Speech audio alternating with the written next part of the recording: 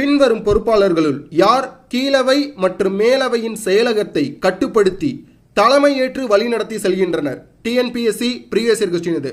Solve பண்ணிடுவோமா? பாராளுமன்றத்தில் 3 பிரிவுகள் உள்ளது. குடியரசுத் தலைவர், ராஜ்யசபா, லோக்சபா. பாஸ், ஒரு விஷயத்தை நல்லா தெரிஞ்சுக்கோங்க. குடியரசுத் தலைவர் பாராளுமன்றத்தில் ஓர் அங்கம் மட்டுமே. இவர் பாராளுமன்ற உறுப்பினர் கிடையாது. ராஜ்யசபாவுடைய மற்ற பெயர்கள் மாநிலங்களவை, மேலவை, house of elders, second chamber. லோக்சபாவுடைய மற்ற பெயர்கள் மக்களவை, கீழவை, popular house, first chamber.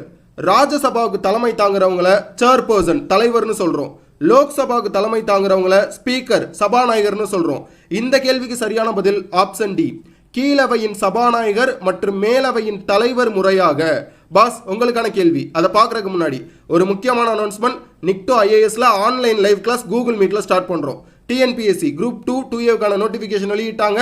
Exam நடக்க போகிற தேதி செப்டம்பர் 28.